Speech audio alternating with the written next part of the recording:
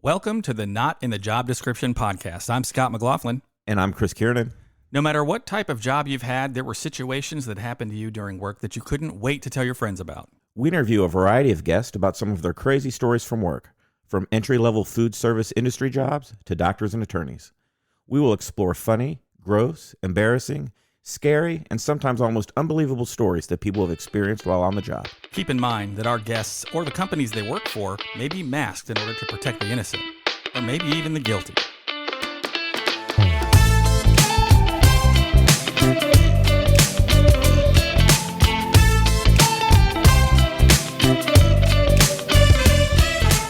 On today's show, we talk to Brad and Alyssa, Paranormal tour guides. Welcome, Brad and Alyssa. Hey there. Howdy. Hey, guys. So, paranormal tour guides. I mean, I guess this is the season for this, but perhaps you can go into a little detail as far as what this job really is. You want to go first? You're going to explain it a lot better than I can. So, Alyssa and I are tour guides at the Trans-Allegheny Lunatic Asylum in Weston, West Virginia. Our job basically consists of informing tour groups about the paranormal phenomenon in different areas of the building. Alyssa works mostly just day shift and flashlight tours. I do day shift, flashlight tours, overnight, history tours, VIP tours, and pretty much anything else they tell me to do. She is my little trainee. I taught her everything she knows last year. I've been working there for six years now. Oh, wow. So I take it this is, given the name Lunatic Asylum, something that's been closed for some time? Since 1994. Okay. And the current owners purchased it in 2007, and they've been giving tours in it ever since. So they have any other plans for this building, or just having you guys give tours?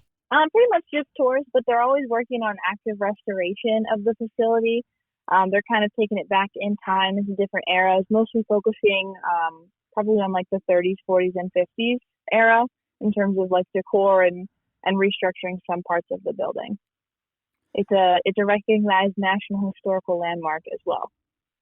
Well, now I'm going to have to make a road trip. I mean, we have some things very similar. You know, we're in Central Ohio, and we have a prison. And it was the prison that the movie Shawshank Redemption was shot in. And Yep. so they do all kinds of tours and things there. And I remember going there thinking in the middle of the day, yeah, this is an old prison. I don't think I would have done well at night. It would have been a little spooky. Do you guys have like a lot of stories? You know how many, I'm sure since you're tour guides there, how many people have died there, different incidents that have taken place? No one actually knows the total amount of patient deaths. The state of West Virginia kept very loose records on that. They told our owners in 2008 that 2,000 people died and were buried on campus across 3 mass cemeteries. Our owners have currently identified 4,100 burial plots, so we know that they very much so lied about the amount of patient deaths. We were open for 130 years, from 1864 until 1994, through tuberculosis and Spanish flu and lobotomies and electroshock therapy. There is no real idea the total amount of people who have died on this campus or inside the building. Now, with a lot of old buildings like that, you know, they'll try to get different pieces of information, but undoubtedly there's like, oh, there was a fire that destroyed everything from 1865 to, 1895. Was there anything like that, or did they just not have the paperwork for it, or do you think they were purposefully not putting together that information as to not show maybe how bad their death rates were? It was actually both. You actually hit the nail right on the head with that first comment. You just got the date wrong. It was 1935. Patient lit the asylum on fire in the month of October. He stole turpentine from our art supply shop, and he lit up 6 of the 8 wards of the southern side of the building. In addition to that, the state did do its best to cover up some of the more heinous acts inside the facility. Like, we have an entire tuberculosis quarantine building, but according to the state, no one ever died there of tuberculosis. Same thing with Spanish flu, same thing with lobotomy. Wow. That sounds reasonable to me. Oh, yeah. So, that's very interesting because that building, when you talk about 1994, I know you guys are probably don't tell us how young you are compared to me and Chris, but that's not that particularly long ago. Do you know of people? Are you able to have people that have been there before when it was an actual hospital / asylum that still come back and visit and maybe help out with telling some stories? We have both met former employees and former patients as well.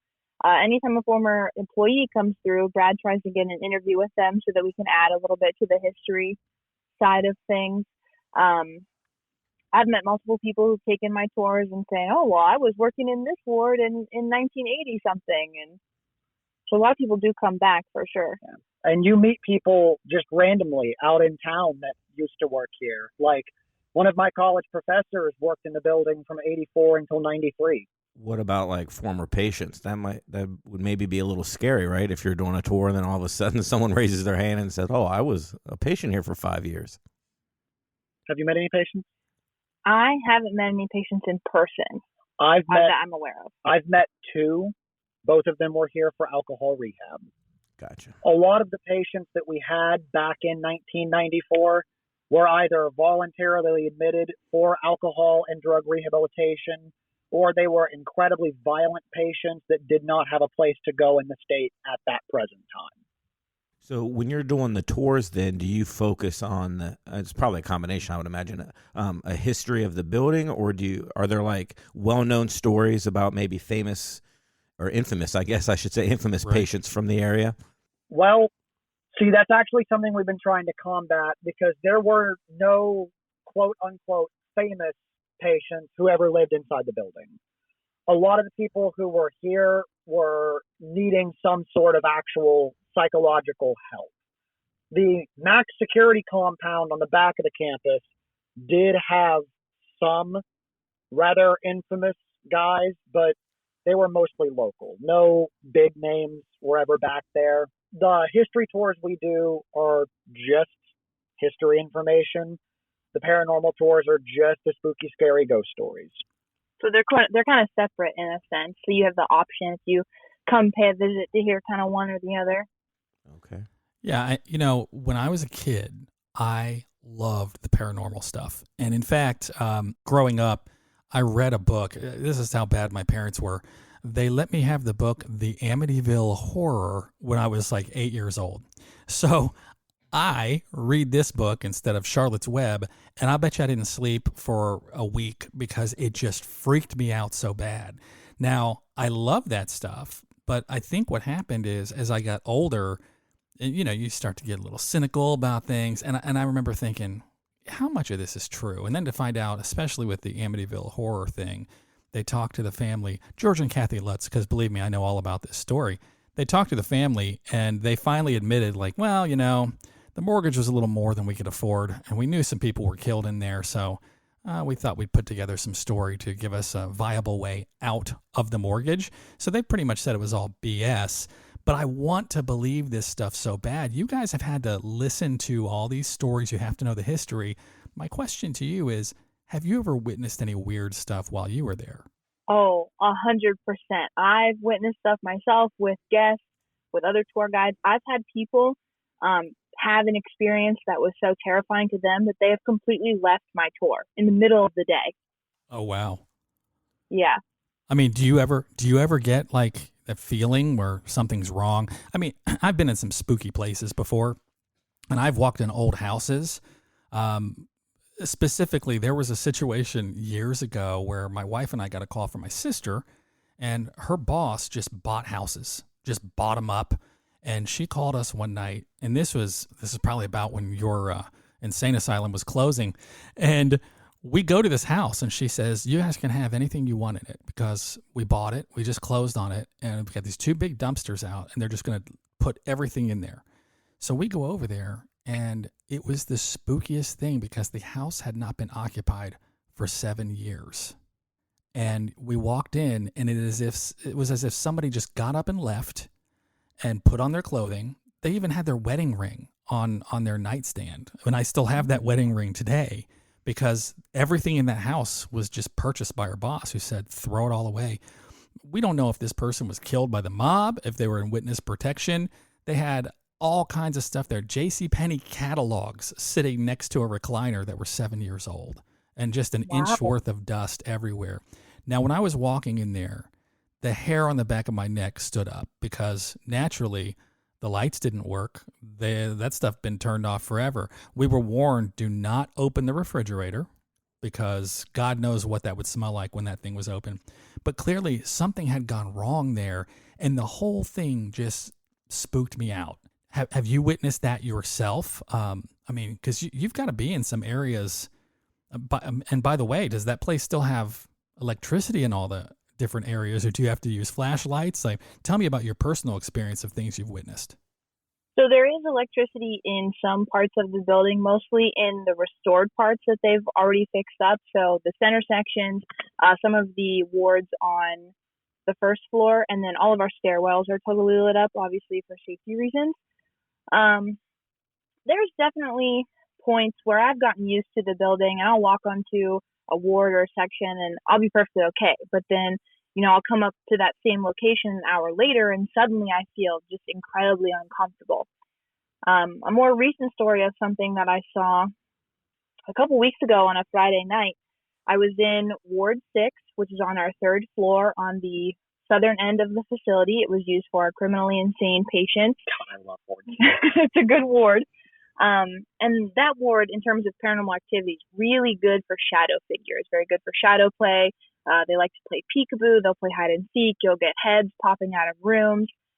And it was just myself and two guests on one of our flashlight tours, which we do in October. So it was nighttime. It was dark. We decided to turn off all of our lights, hang out at the end of the ward, and I asked the spirits to play peekaboo with us. Now, you can ask the ghosts in this building to do whatever you want them to do. That doesn't mean that they're going to answer. It's a pretty good 50-50 shot, depending on their mood, which I'm aware sounds kind of crazy, but that's kind of the reality of it. Yeah, they were people. Yeah. If they don't want you, they don't going to talk to you. Sure. Right. But we were hanging out there, and I asked them to play peekaboo, and of course, the spirits wanted to mess with us extra. And instead of popping like a head out or something further down the hallway, it was the room closest to us. And when I'm personally giving tours, if I see or hear something, I'm not going to point it out because I want guests to have their own experience. Thankfully, I saw it, but the other two people who were with me also saw it, and they pointed out to me. This shadow figure picks the room closest to us, and instead of being around the average height of a person, he sort of crawled out of the room and then crawled right back in. I turned my flashlight on. We were still on the ward completely by ourselves, and I think we ran to the exit door, all three of us together. Yeah, I don't think I'd ever be back in there, I'll be honest. And I'm not a believer. I'm telling you, I want to believe so bad. I think there might be something to people that really do want to believe. If you think something's going to happen, I think you're more inclined to see it than somebody who's just cynical about it. But if you saw multiple people saw this, man, I would be out of that room so fast. Mm-hmm. Another thing we did up on Ward 6, back in May, we did an employee lock-in, which we do 2 or 3 a year, just for us to kind of boost morale and to get our own spooky, scary ghost stories. There were 5 of us.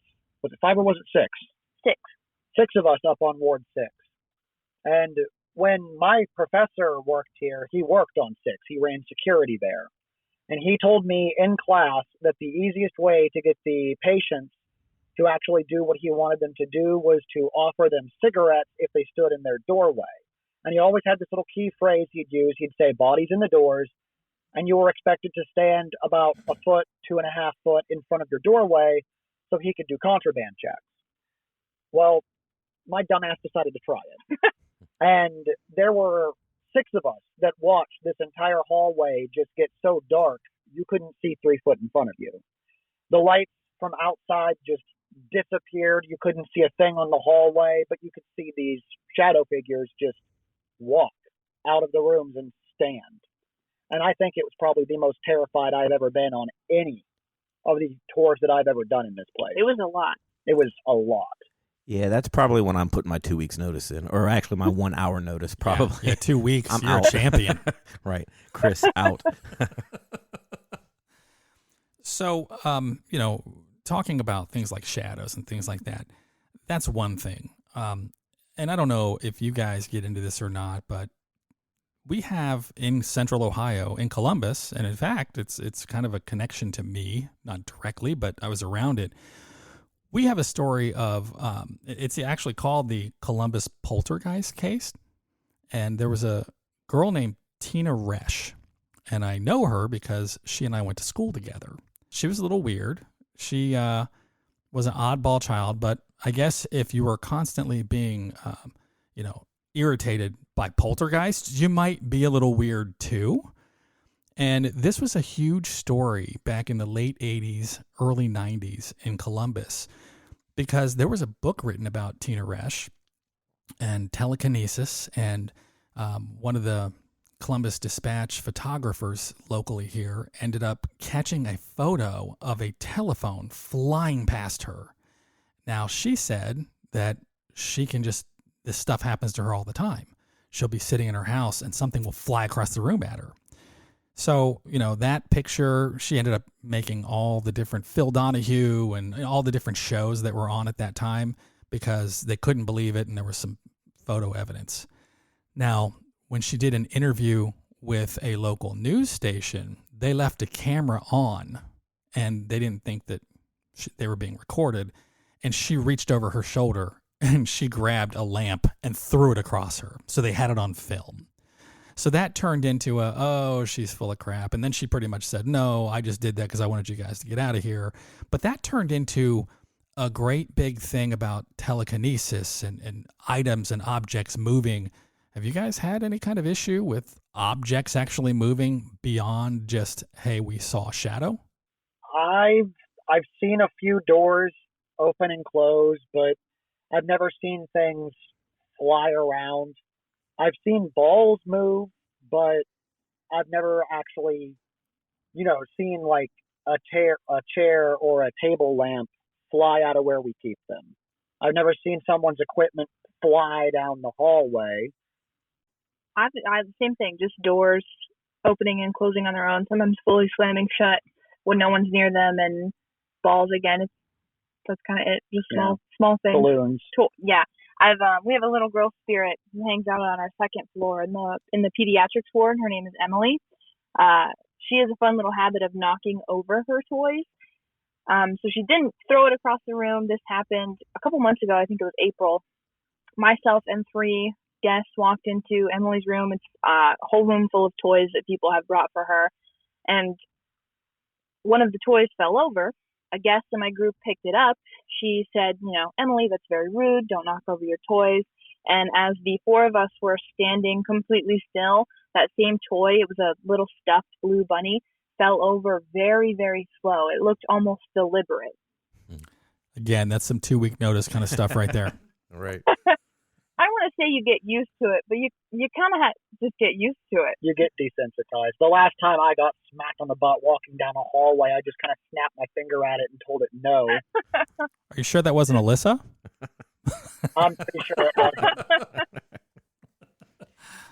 Well, while you're doing these tours, I know that there's some people that are way into it, and maybe, they've drugged their boyfriend or their girlfriend along that's really not into it. Do you have like hecklers and people kind of saying, oh, that's BS, you guys are making these shadows yourself, or just kind of heckling you throughout the tour? I've had more people heckle about the history of the building than I have about the paranormal. Generally, when they come, if they want the paranormal tour, they've already got an interest in it. They saw us on Ghost Adventures or they saw us on Paranormal Lockdown, and they just kind of want to see the stuff for themselves.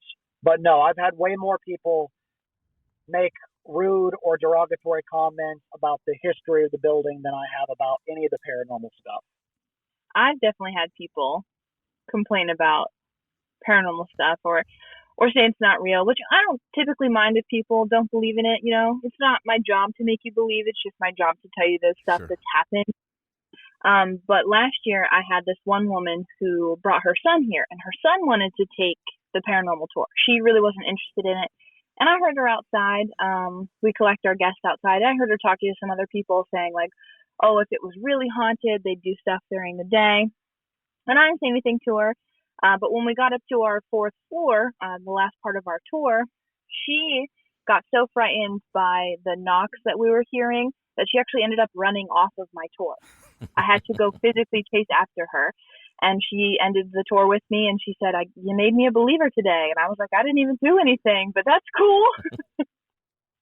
So you indicated that people will give you a hard time about the building. Like what kind of feedback are they giving you about the history of the building?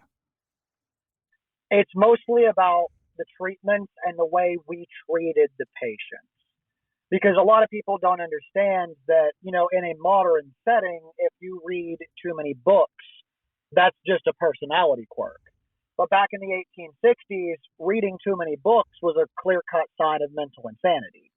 So we're voting for certain political parties, going to certain religious events, skipping church services, and cheating on your spouse were all considered a symptom or a warning sign of potential insanity. And you mention stuff like that on tour, and people just kind of don't believe it because of how much we have made in terms of progress from 1864 when we took in our first patients until, 2022. Well, not only that, the things that we consider to be mental illness, but the treatments for those mental illnesses, how much they changed in that time frame has got to be insane. I mean, we had electroshock therapy in the 60s and 70s and 80s. And I think they kind of stopped that. But before that, I mean, they were doing lobotomies on people. I mean, it had to be crazy in the early parts of this insane asylum. They were doing lobotomies up until the 1960s. And West Virginia still use electric shock therapy. Mm-hmm. Oh, you're kidding. It's a little bit different. It's more humane. It's computer assisted too. Yeah. And it's not as extreme as what they used to do, but yeah, it's still used here in this state. Is it just like the dog collar? They just put the dog collar on them and make them cross that line, and it kind of gives them a shock. I think it's a little more targeted, Chris. Oh, okay. Yeah. It's completely computer assisted now, and West Virginia is actually considered a world leader in modern day electric shock therapy. We've got close to a 98% success rate on first shock alone, and we can do some amazingly cool stuff with modern day EST. Well, that actually makes sense. I mean, we used to have things where they would put radiation on you and they would irradiate your entire body. And of course, that's a problem. But if you can be very specific on where you do these things, you can have a very effective treatment with a lot less side effects. So that's interesting. I never even realized they were still doing electroshock therapy. And one of the treatments we used to offer actually turned into what we know of today to be ice baths for, college and professional level athletes. We thought that by constricting the blood vessels and lowering the body temperature, we could basically shut off blood flow to the brain, kill off areas non-essential for human survival, and then warm you back up as a treatment. We thought we could cure patients that way. I'll bet you those guys really didn't have any problems with their muscles when they were done, though. I mean, they had to feel pretty good. Limber. That's right. So, Brad, it sounds like you're really knowledgeable here, and you said you've been there about 6 years. So, did you work in a similar capacity at maybe a different, not an insane asylum, I guess, but like maybe at a jail somewhere, or you were just into history and you just kind of saw one ad for this and just kind of ran with it? Okay, so before I did this, I actually worked crime scene investigation in 2 separate states. And then I've always loved history, and I've always been wicked good with computers. And I saw that this place was hiring for a secretary position. And that is actually what I applied for. And they liked my attitude so much that they just made me a tour guide. I did 3 days of training, got caught on fire, missed 2 days, came back and got done with training in 2 weeks. I was our quickest trainee graduate until Miss Alyssa came along. And then she took that record from me. And then they approved her to be cross-trained after her first year. Took me 3 to get that. She's trying to take my job, guys. That's all this is. Right. Yeah, no kidding. Yeah. So I'm not letting this slide. Did you say you got caught on fire? Not at work. Not at work. No, I had a grill blow up on me on the 6th of July in 2017. Oh, wow. 18. But yeah, it blew up in front of me. I got second-degree burns to about 15% of my body, from my fingertip on my right hand all the way down to shoulder, about halfway across the chest. Oh, my I gosh. lost my eyebrows, my eyelashes, my nose hair. It was a very traumatizing experience. I do not recommend ever being caught on fire. Well, I got to ask you this, Brad, and please, if this seems crass, I apologize, but given your background in crime scene investigation, there had to be a part of you as soon as that flash happened that you went, I do not want to be found like this. When it first hit, I knew it wasn't going to be life-threatening. I had the common sense when I saw the fire to be like, oh, eyes, which is probably why I still have my sight now. Yeah. But when I got inside and the shock of it wore off and I could see the skin on my fingers, like boiled back and laid down in a weird way that it shouldn't have been, I knew it was going to be bad. I expected third-degree burns, so I actually got off pretty lucky. All I wanted was a beer. And I made that very well known to the people at my house that day. All I asked was for someone to go to the local gas station and buy me a beer, and they took me to the hospital instead. They didn't even stop by to get one? No. Gosh. No, they threw me in the car and just drove me. It was maybe 30 miles to the local hospital, and I think we got there in maybe 10 minutes. The guy who was driving to drive ambulances, so we were doing 110 the entire way. So a stop at a 7-Eleven would have been 30 seconds max.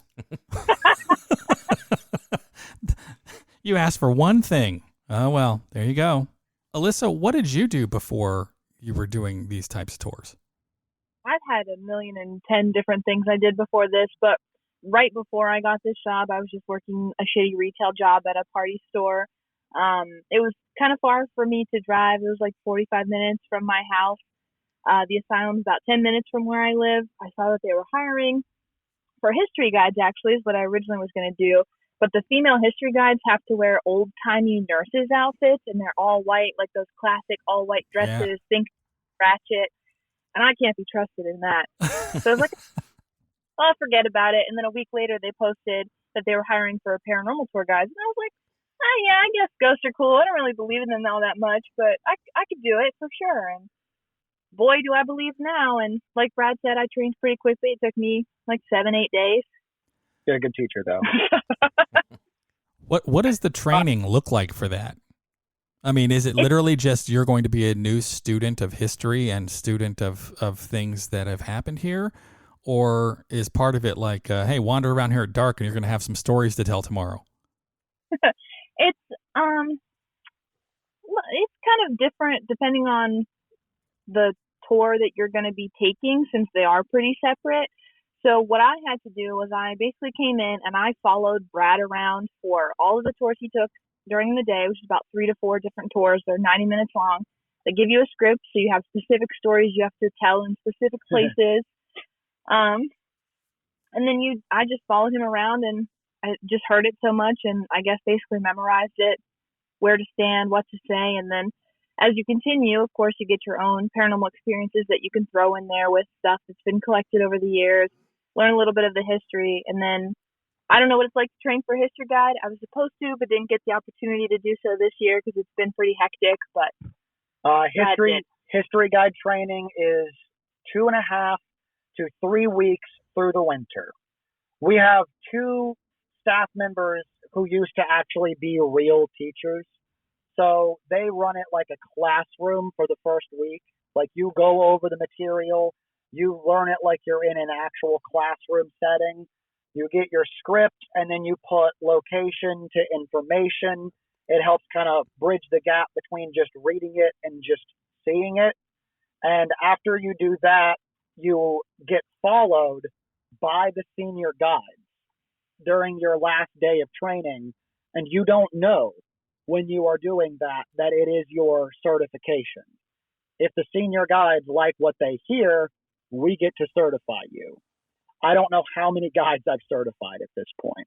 And for paranormal, it's a little bit different. I was certified by a manager. So basically, I had to give one of our managers a tour of the building, like she was a guest. Well, that would be a unique way to do it. But I'm sure that, I mean, how large are the groups that you have with tours for the paranormal guide? I've had upwards of 30 to 40 people on daytime and our nighttime stuff as well. But you also have groups that are as small as one person. Yeah. It runs the gambit. I'm sorry, but I'm even freaked out at hearing a one-person tour. Right. That would be more creepy, I think, than anything. I've made some good friends having one-person tours. Likewise. Yeah. Yeah, I'm sure you stick together after doing that all night. Yeah, you're scared to death together. It's like your own personal Vietnam. Yeah, then it's more of a conversation rather than like I'm teaching all these people like a thing or telling them a story in like a big group setting. Then it's just like one-on-one. All right, dude, so I saw a ghost here this one time. Yeah, it goes from being incredibly professional to just incredibly laid back. No, the one-person tours are ridiculously awkward for the first, 10 minutes, and then afterwards, it's just two friends talking to each other about men who had ice picks shoved through their eyes. Right, yeah. No, I think that's great. My wife, whenever we go and tour, we're big into architecture and things like that, and we went to Meadowbrook Hall up in Detroit or around Detroit, and it's the house that belonged to the widow from one of the Dodge brothers, the car manufacturers. She made like $128 million in 1914. I mean, that had to be like $1 billion today. And we walked up to a woman who was the tour guide, and we were looking inside a room, and this woman had to be close to 90 years old. And she said, "Do you have any questions?" And I said, "Oh, I just thought this room was interesting." And she goes, "Yeah, you know how we ended up getting that room to look that way?"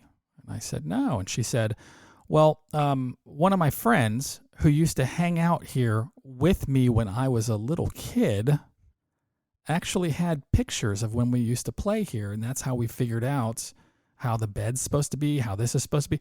And she'd been a tour guide there for 50 years. Oh my God. And I thought, oh, that's so awesome. Now, I, of course, wanted to spend the next 3 hours with her. My wife does not have the patience for that stuff. But I just thought that was amazing. And it was like a one-on-one tour. I'm wanting to ask her all kinds of things like, did they really ride bikes through the house? Yes, they did. And I was getting my my shirt tugged on. It was time to leave. But that has to be awesome to get a one-on-one tour with somebody who can be a little more casual. Like, all right, let me give you the real scoop. It's pretty fun. But even big groups are nice too. I like having big groups because I feel like there's more people to bounce off of. You get to practice your comedy career a little bit, throw an occasional joke. It always feels good. Yeah. Better when you get more than one laugh. Yeah. And so then through this job and you guys meet, and I guess we should tell our listeners that we kind of connected through your podcast, Strange History, and you kind of commented on ours. So when you guys work together, then that's kind of your love of these weird historical things. Is that kind of when you decided to start your own podcast? Oh, no. I actually started the podcast in October of 2020. I was blind, drunk, and just wanted to talk about the Battle of Thermopylae. That's all I wanted to do. I did the podcast by myself until December. Wasn't it? Yeah, December of 2021. And then Alyssa was just like, "Can I come?" No, I didn't ask. I took over. Yeah, you really did. She just kind of inserted herself into it. And then the next few months, she was like, "These are the episodes we're going to do. These are when we're going to release them." She started editing, and I was like, what the hell? But it's been a fun year of growth. It really has. I've always been into history. It's kind of vaguely what I studied in college. All right. Vaguely? I have my Bachelor's of Arts in Spanish, so my primary focus was Spanish, but I did take a lot of history classes, and I minored in history as well. So vaguely. Yeah, I mean, I love history. And I don't know. I'm probably going to talk Chris and his wife into making this trek out here so we can go and see this insane asylum because I'm in. I'm definitely in. I'm in. We'll be here Until the 13th of November. and then we open back up in April. Oh, so the clock is ticking for us. Yeah. All right. So I want to ask you guys, as far as anything else that you would tell us when we go there that we should be on the lookout for or to avoid, or things to really know that, hey, this could happen while we're there. Because if we're going to go, it's going to be a night tour. Okay. Well, then we do night tours all year round. Definitely one place that I think you guys would love is on our 4th floor on the southern end, Ward T. It was used originally as staff housing, and then it became the men's alcoholic ward. The reason I think you guys would love it, just based on listening to all the antics that you got up to when you guys were working together. We have 2 spirits who hang out up there. Their names are Frank and Larry, and they are notorious tricksters. So I've heard you guys drop these names a few times. Are these just names that you guys have named them, or is there like, how do you know to call these guys Frank and Larry? When we get in contact with anyone on any ward, we actually have a log book that the evidence goes in. So if you work here and you talk to Jim on Ward B, you are supposed to report that to the paramanager, that this is what you got on this investigation on this date at this location. The next time someone gets that information, it's cross-examined against what is already there. If we keep getting the name Jim, or the name Frank, or Larry, or Jesse, or Jasper, all of these are ones that we've actually gotten in communication with. Once we get that name enough, we actually cross-reference that with the old historical information. And if we find stuff that matches up historically, then that is who that spirit becomes. Great example, Civil War section. We got the name Jacob. We can't investigate off of just first name. So we just logged it. We kept note of it. We kept going. After a few months, we kept getting in contact with Jacob. He was nice. He was respectful. He was upbeat and energetic. And then one day we got in contact with Jacob, and he was rather aggressive. He was more demanding. Anytime the spirit box squawked at us, it was kind of slurry, weird speech, strange pattern. We logged that as just out of the ordinary. When we picked up the last name Ayers, we waited for a while. We picked it up a few more times. We gave that to the historian on campus, the lady who actually does the historical investigations. Turns out there was a guy down on that unit by the name of Jacob Ayers, admitted in, do you remember when Jacob was brought in? Oh, I can't. It was around the early 1900s. Yeah. He was brought in for alcohol recovery. And he believed that the staff members were withholding alcohol from him. And he thought that by being nice, they would give it to him if they thought he was cured of his alcoholism, which is why he was being nice to us, thinking he would get alcohol out of it. When prompted during an overnight investigation, he actually confirmed that. That is a very weird story. And, you know, when you start bringing up names and then you're starting to get last names, that's a little spooky. The spookiest one for me, Jasper Wyatt. Jasper Wyatt was a Civil War sergeant, Union Army Lancer. He's actually buried on one of the cemeteries out back. We've gotten his name on Spirit Box. He was buried with full military honors. There's a shadow figure up there on the unit that we can contact him with that is dressed just like a Civil War soldier. You can see the hat, you can see the boots, the buckles, the spurs. When we got first and last name, we didn't need to do investigation. He's one of the only patients that actually has a burial marker back there. We saw the name, we saw the way he looked, and it was pretty easy for us to put two and two together. That's wild. Now, when Chris and I come out there, is it going to be bad form for us to have beer when we go to the alcoholic ward? Oh, absolutely not. Frank and Larry currently have a secret stockpile of little shot bottles hidden them in the room. that people bring all the time. They were involuntarily admitted to the building. They were dropped off there by their wives. That happened to Chris once too. You might do that. You can leave anyone here if you want. I won't tell. Right. Well, we're getting to the part of the episode where I have to ask, Chris, what have we learned today? Yeah, I learned that I'm not going to join the employees for a shut-in in the building there for their employee events. Yeah, I actually learned two things. And this is the first twofer in my learnings. The first one is if I work there, I'm not offering to do tours at night. That's just not going to happen. But the other thing that I learned is I think we got another show in Brad here. We just let that crime scene investigation thing slide right on by. So maybe that's something for the future. Is that okay with you, Brad? If you want it to be. Then we'll do that. I think we do. Then I also just want to thank you guys for showing up, and I want to just make sure to tell our listeners to check out their podcast, Strange History. I think you have a new episode that comes out about, every 1 or 2 weeks, right? About every 10 days or so? Right now it's every week for our spooky season, and then it'll go back to every 2 weeks. Okay, great. After October.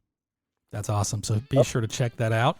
That about wraps it up for this episode. I'm Scott McLaughlin. I'm Chris Kiernan. Saying, we'll see you at work. Thank you for listening to the Not in the Job Description podcast.